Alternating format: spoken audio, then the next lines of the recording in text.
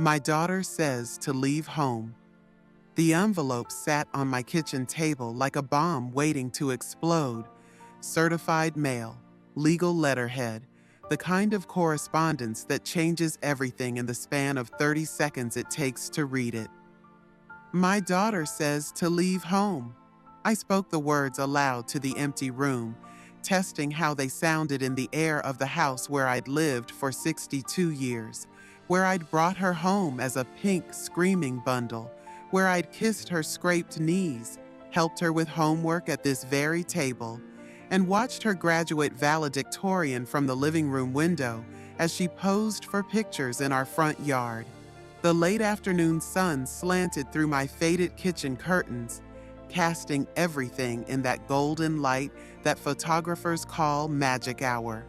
But there was no magic in this moment, only the cold reality of eviction papers signed by my own flesh and blood. Grandma Rose, are you okay? I turned to see 8-year-old Emma standing in the doorway, her school backpack still slung over one shoulder, her dark hair escaping from its ponytail in the way that always reminded me of her mother at that age.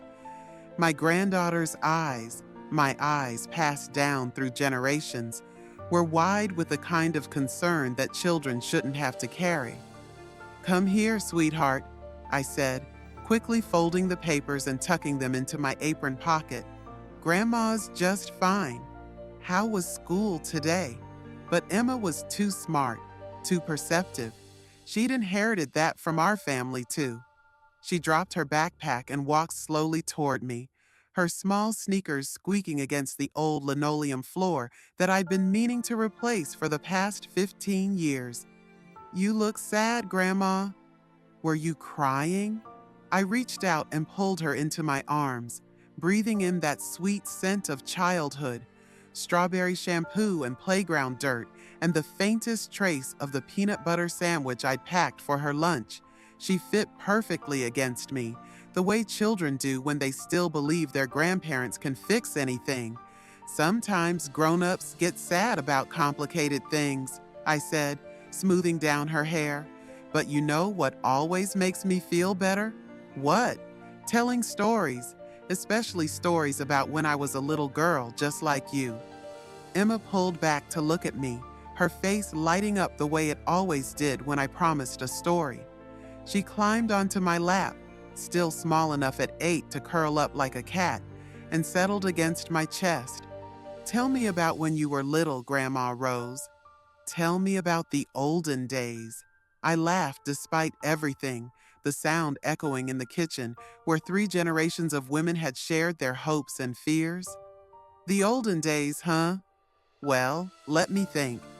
Outside, the October wind rattled the storm windows I'd put up last week, and somewhere in the distance, I could hear the rumble of the evening freight train that still ran through our little Ohio town. The same train whistle I'd been hearing for 73 years of my life. I suppose, I said slowly, it's time you heard the whole story.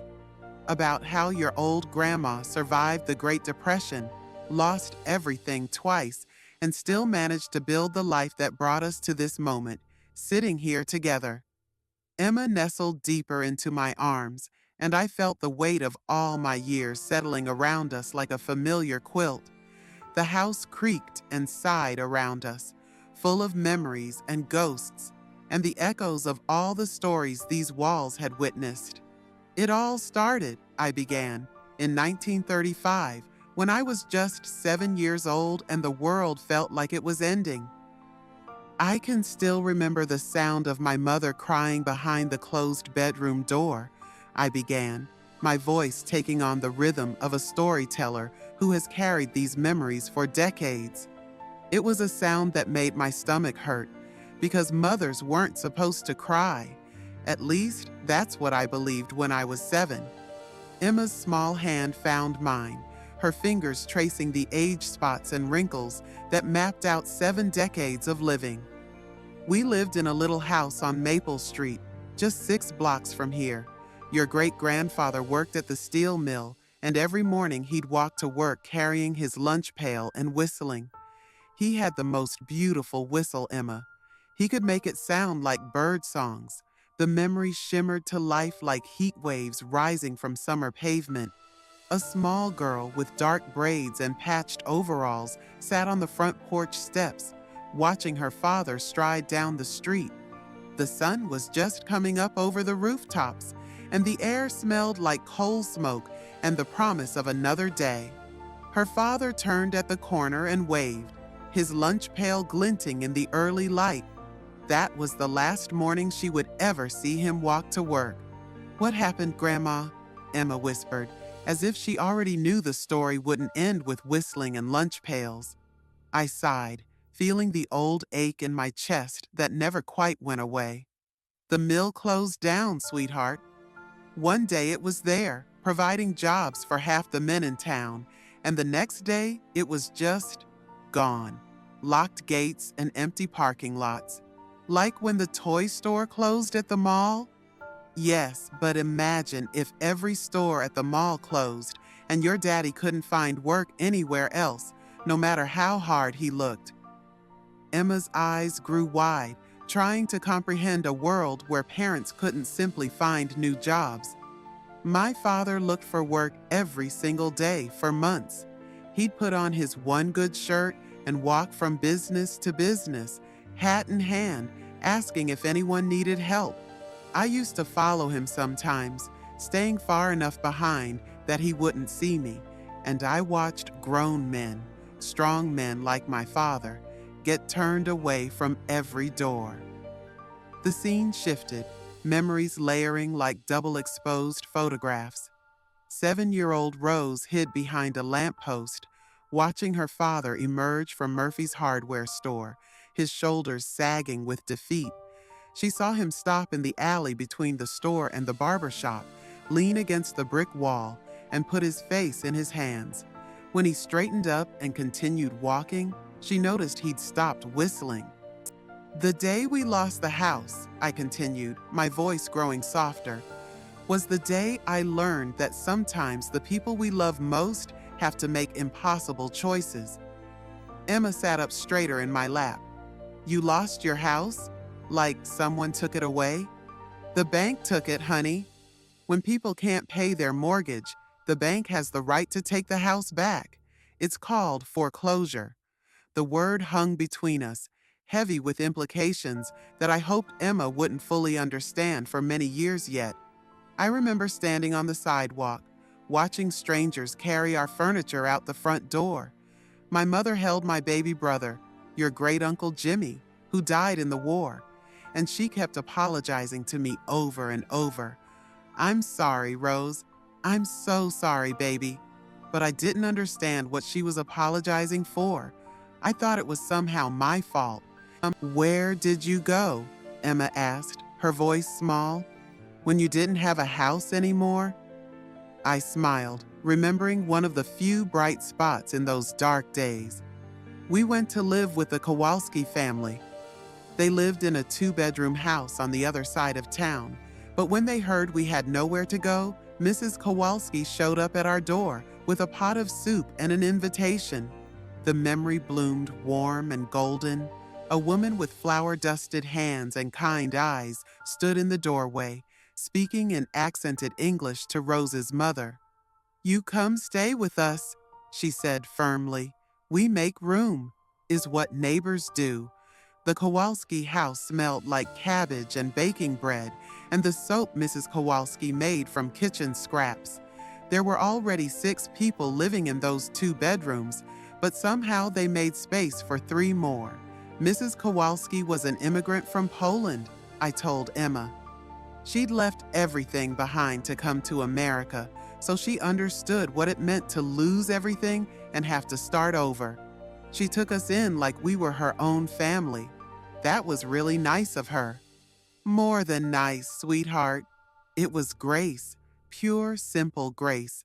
I paused, looking around my kitchen, remembering how Mrs. Kowalski had taught me to roll pierogi at a table much smaller than this one. She used to tell me, "Rose, when you have nothing, you learn what matters. And what matters is people helping people." Emma was quiet for a moment, processing this. Is that why you always make extra food when people are sick? And why you shovel Mrs. Patterson's walkway? I felt a swell of pride, realizing that somehow, despite all our family's complications, this lesson had been passed down. That's exactly why, honey. Mrs. Kowalski taught me that kindness is the one thing that doesn't cost money, but it's worth more than all the money in the world. We lived with the Kowalskis for almost 2 years, I continued. I shared a bed with their youngest daughter, Anna, and she taught me Polish words while I helped her with her English homework. Your great-grandfather finally found work at the railroad, and my mother took in washing to earn extra money. Another scene flickered to life. 9-year-old Rose stood on a wooden crate beside her mother at the kitchen sink, both of them scrubbing other people's clothes on washboards until their knuckles were raw. The steam rose around them like clouds, and her mother hummed while she worked. The first time Rose had heard her hum since they'd lost the house. "Mama," young Rose had asked, "are we poor?" Her mother's hands had stilled in the soapy water. "We don't have much money, Rose, but we have each other, and we have people who care about us. That makes us rich in the ways that matter most." I didn't understand what she meant then, I told Emma, but sitting here now, with you in my arms, I think I finally do.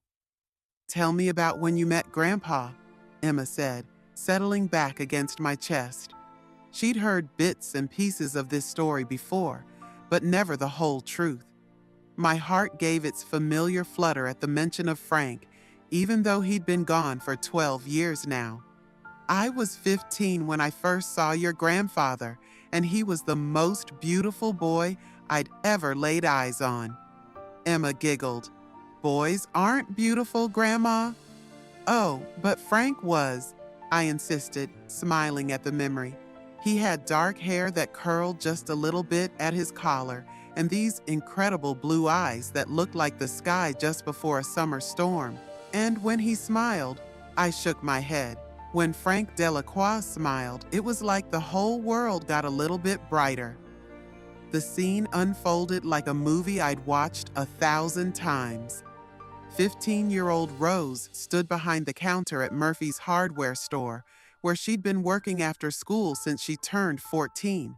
The bell above the door chimed, and in walked a boy about her age, wearing a Letterman jacket from the Catholic school across town. "Excuse me, miss," he'd said, and even his voice was beautiful, deep for his age, with just a hint of the Louisiana accent his family had brought north during the Depression. "My mama sent me to buy some nails, but I don't know the first thing about hardware. Could you help me?" Rose had felt her cheeks burn red, but she'd managed to help him find what he needed. As she rang up his purchase, he'd leaned across the counter and said, "You know, you have the prettiest smile I ever did see. I'm Frank Delacroix, and I'd be honored if you'd let me walk you home from work sometime." He was bold, I told Emma, laughing. Your grandfather never lacked for confidence, but he was also the kindest person I'd ever met. He'd walk me home from the hardware store every day, carrying my books and telling me about his dreams. What were his dreams? He wanted to be a teacher. He loved history and literature, and he used to say that education was the one thing nobody could ever take away from you. He'd quote Shakespeare and Longfellow while we walked and make it all sound like music. The memories came faster now, overlapping like waves. Frank and Rose sitting by Miller's Pond on Sunday afternoons, his head in her lap, while she read aloud from library books. Frank teaching her to dance in her mother's kitchen, humming waltzes while they spun around the linoleum floor.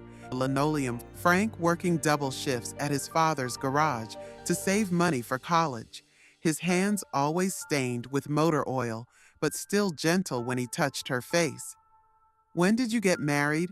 Emma asked. My smile faded a little. "We got engaged right before he shipped out to France. The war was raging, and boys were being drafted as soon as they turned 18. Frank enlisted the day after graduation, June 1943. The train station platform crowded with young men in uniform and the families seeing them off. Rose, barely 17, stood on her tiptoes to kiss Frank goodbye, tasting salt from both their tears. "Promise me you'll wait," he'd whispered against her ear. "Promise me you'll be here when I come home." "I'll wait forever if I have to," she'd whispered back, meaning every word. "Did he come back?" Emma asked quietly, though she knew the answer. She'd seen their wedding pictures, met her grandfather, grown up with his stories and his laugh. "He came back," I confirmed, "but the boy who left wasn't the same as the man who returned. War changes people, sweetheart. It leaves marks that you can't see from the outside." November 1945. Rose, now 19 and working full-time at the telephone company, waited on the train platform again. When Frank stepped off the train, he looked thinner, older, and there was something in his eyes that hadn't been there before, a shadow that would never quite go away. "He had nightmares," I said simply. For years afterward, he'd wake up in the middle of the night, calling out names of friends who hadn't made it home. But during the day, he'd put on that beautiful smile and build the life we'd dreamed about. 1947, building something beautiful. "We got married in May of 1947, I continued, my voice warming with the memory. "Nothing fancy, just a simple ceremony at St. Mary's with our families and a few close friends. Mrs. Kowalski made my dress from parachute silk that Frank brought back from Europe. What did it look like?" "Oh, it was beautiful, Emma. Simple but elegant, with tiny pearl buttons down the back and sleeves that came to a point at my wrists. I felt like a princess, even though we had almost no money for a wedding." The scene glowed soft and golden. Young Rose walked down the aisle of the small Catholic church, her arm linked through her father's. Frank stood at the altar in his only suit, but his face lit up like Christmas morning when he saw her. The congregation was small, maybe 30 people, but the love in that room was enough to fill a cathedral. After the ceremony, we had a reception in the church basement. Mrs. Kowalski and the other church ladies had spent days cooking and baking, and someone brought a fiddle. We danced until midnight, and I remember thinking that no queen in any palace could have been happier than I was in that moment. "Where did you live when you got married?" "We rented a tiny apartment above Sal's barbershop on Main Street. It was just 2 rooms and a bathroom we shared with the family next door, but it was ours." I paused, remembering. "Your grandfather painted every wall in that little apartment. He'd come home from the garage covered in motor oil, wash up, and then spend his evenings with a paintbrush, making our home beautiful." Frank on a ladder in the tiny kitchen, carefully painting around the window frame, while Rose sat at their second-hand table, mending his work clothes. The radio played softly in the background, Perry Como or Frank Sinatra, and every few minutes Frank would climb down and spin her around the kitchen floor, getting paint on her apron. "We were so poor," I laughed, "but we were rich in all the ways that mattered." Frank would bring me wildflowers he picked on his walk home from work. I'd pack his lunch every morning and slip little notes inside his sandwich box. We'd sit on our tiny fire escape in the evenings and plan all the things we'd do when we saved enough money. Like what? Buy a house with a real yard where we could plant tomatoes and roses. Travel to see the ocean. Neither of us had ever seen the ocean. Have children and give them all the opportunities we'd never had. My voice caught slightly. Simple dreams, really.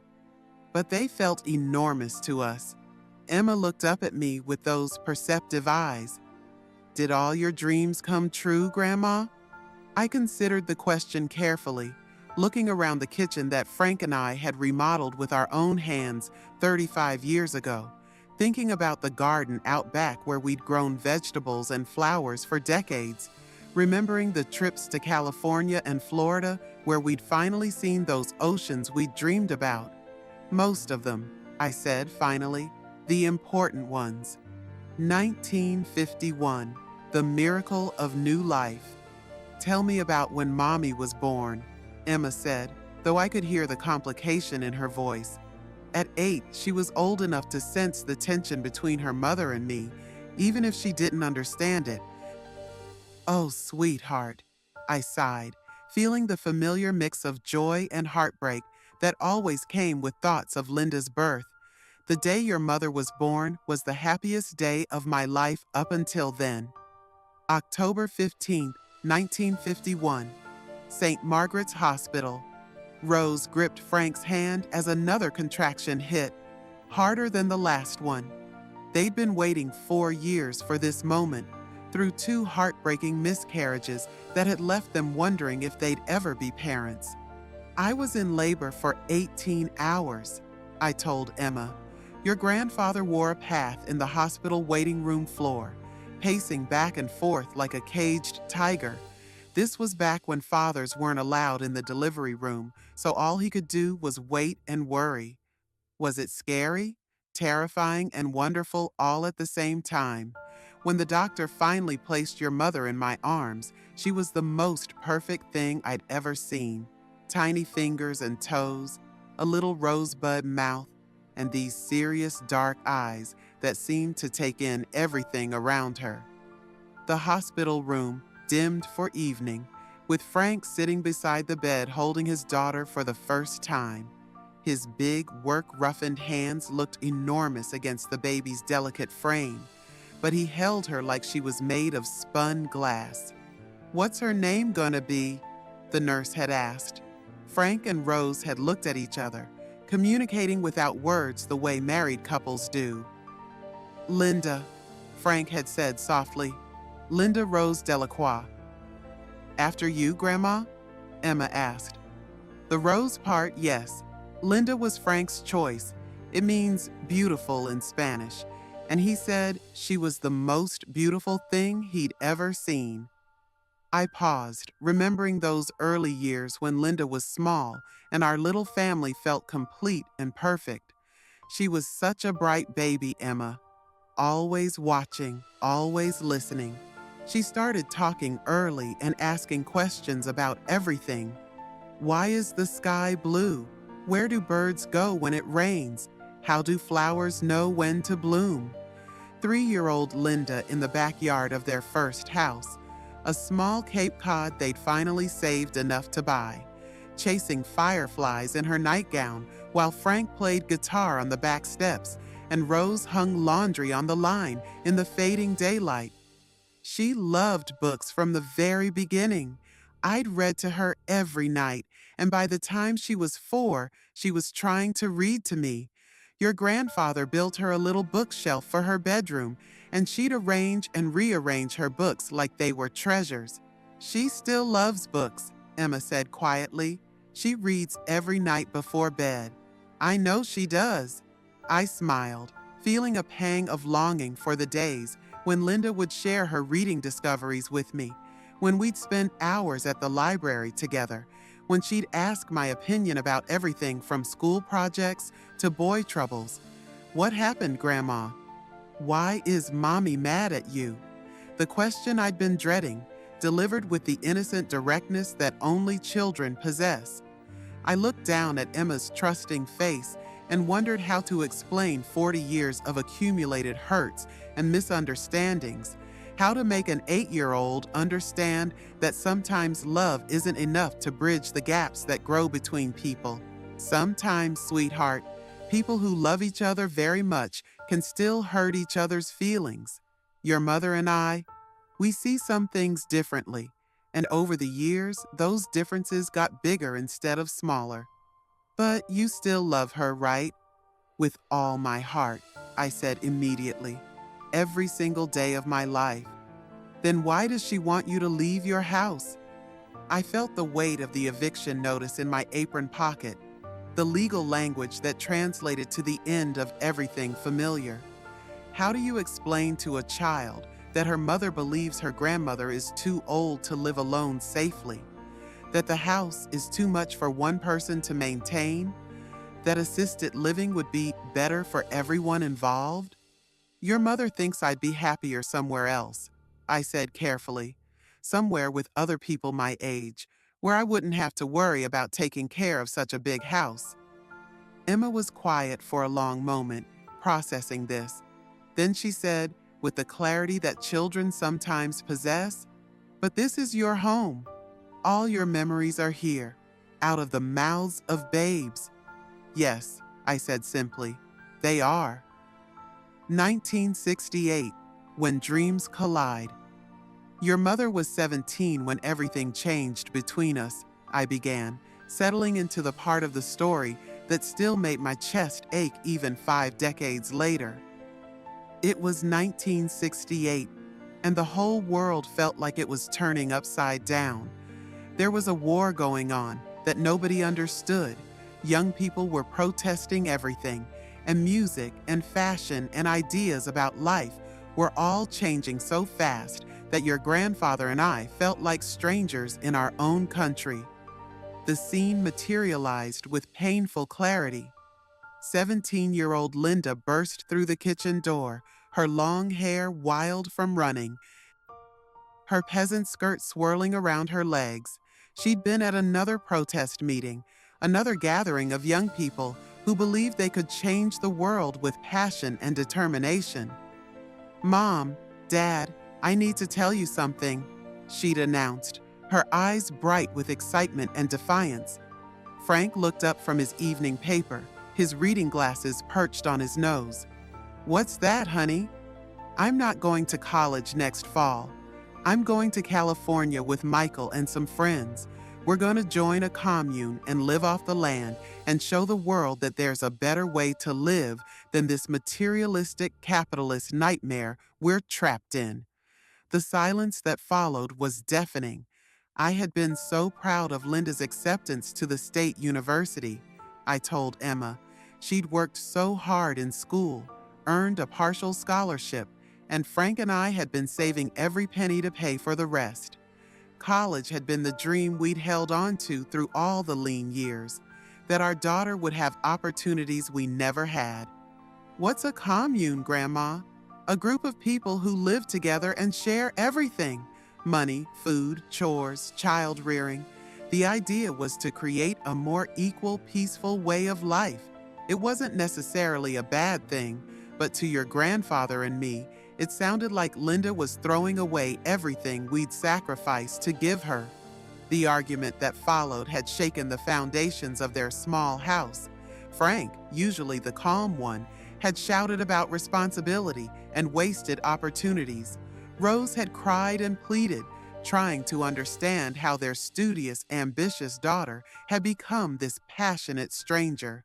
And Linda had stood her ground, accusing them of being narrow-minded and materialistic, of not understanding that there was more to life than accumulating possessions and maintaining respectability.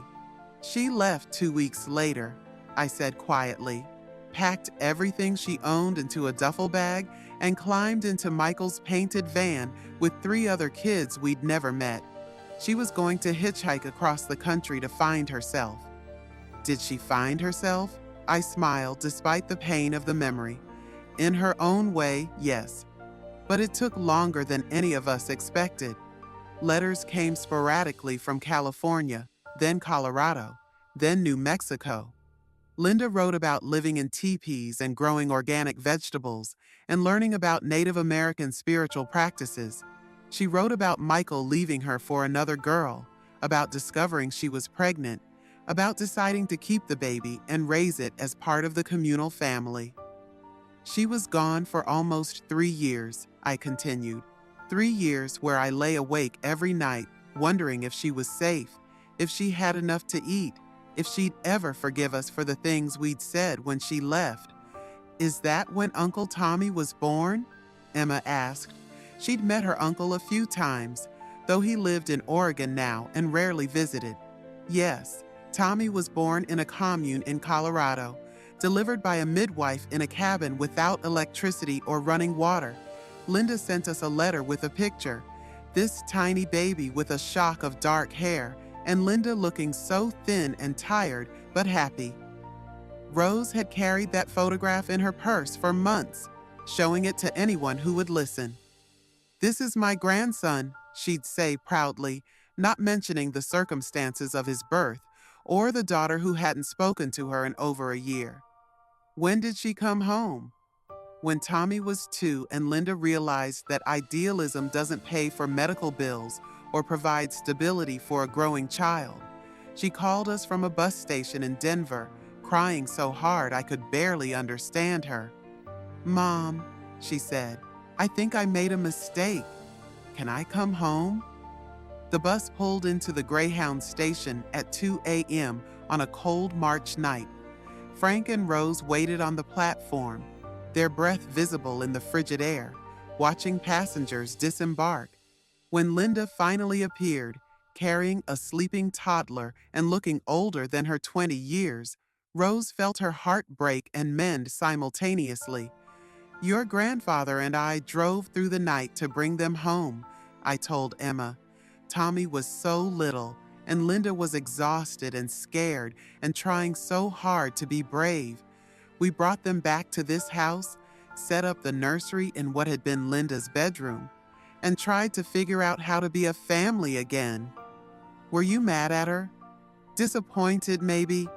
Hurt that she'd shut us out for so long? But mad? No, sweetheart.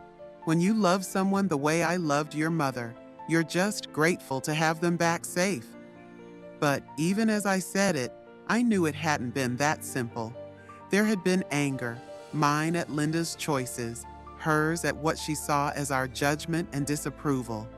There had been years of careful politeness while we all learned to live together again, years of walking on eggshells and avoiding the subjects that might spark another explosion. "Did you and Mommy become friends again?" "We learned to live together," I said, carefully. But something had changed between us during those years she was away. Trust, maybe, or just the easy understanding we'd had when she was younger. We both tried, but it was never quite the same. 1975, New Beginnings and Old Wounds. "Tell me about when Mommy met Daddy," Emma said, and I could hear the hope in her voice, the desire for a happy chapter in this complicated family story. "Your mother was 24 and working at the library downtown," I began, smiling at the memory. "She'd gone back to school when Tommy started kindergarten, finished her degree in English literature. She was finally starting to build the life she wanted. The scene unfolded warm and golden.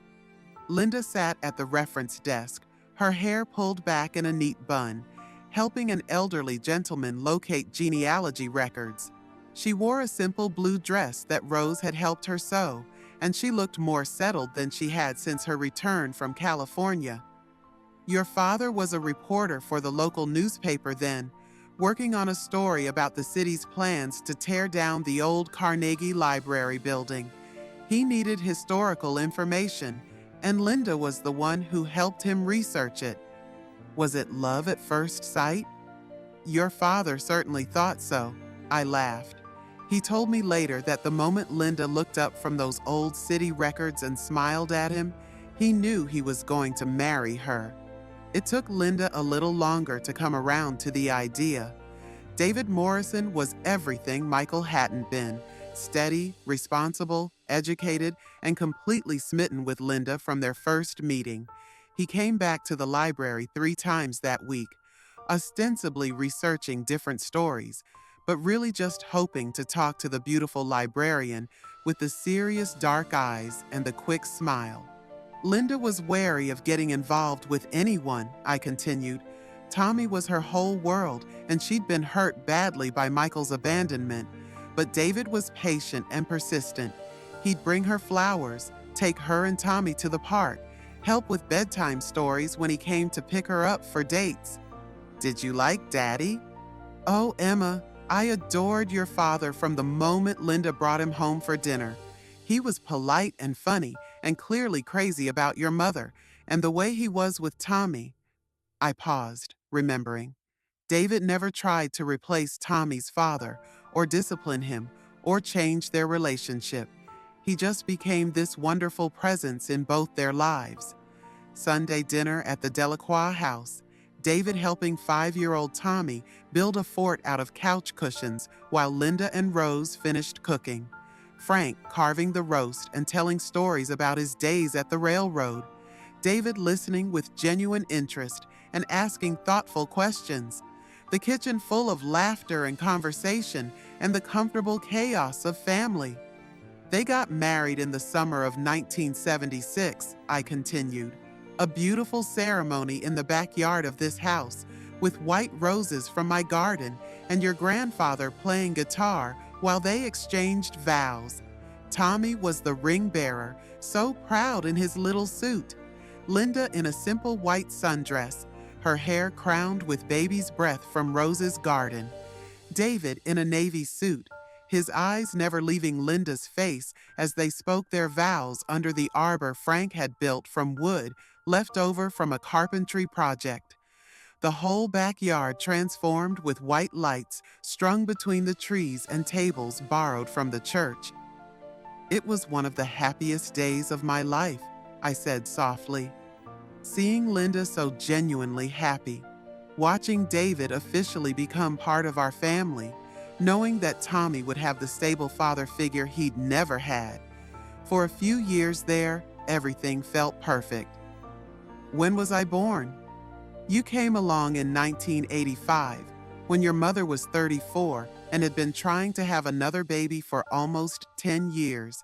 She'd had several miscarriages after Tommy, and the doctors weren't sure if she'd ever be able to carry another pregnancy to term. The phone call came at 3 a.m., David's voice shaky with exhaustion and joy. "Rose, it's a girl, Emma Rose Morrison, 7 pounds, 2 ounces, and she's absolutely perfect. We named you Emma after your great-great-grandmother, and Rose after me.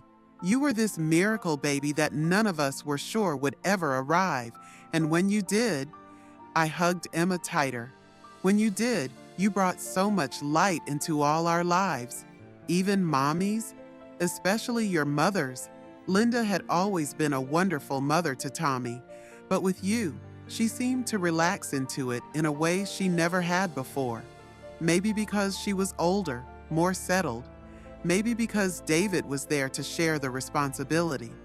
Or maybe because you were just such an easy, happy baby." Linda nursing newborn Emma in the rocking chair by the living room window, singing lullabies Rose remembered from Linda's own infancy. The late afternoon sunlight streaming across both their faces, creating a picture of contentment that Rose had tucked away in her heart like a photograph.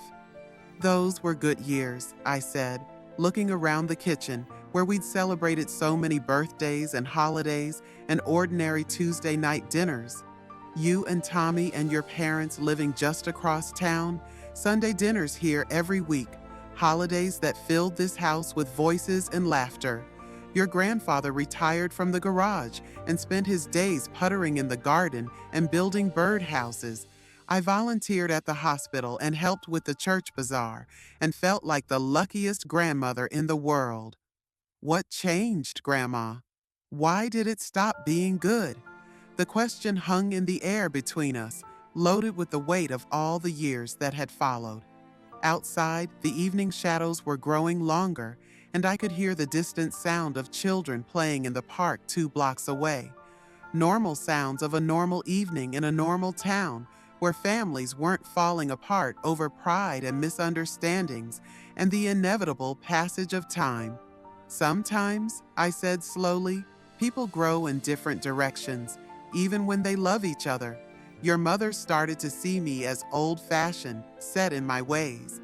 I started to see her as ungrateful for the sacrifices your grandfather and I had made. Small irritations became bigger disagreements, and bigger disagreements became walls that seemed impossible to climb over." "Like, what kind of disagreements?" I sighed, thinking about all the small battles that had added up to this war of silence between Linda and me. She thought I was too involved in your lives, that I gave my opinion too often about things that weren't my business. I thought she was pulling away from family traditions and values that mattered. She wanted you and Tommy to experience the world and make your own choices about everything. I wanted to pass down the wisdom I'd learned from my own mistakes. The memory surfaced sharp and painful.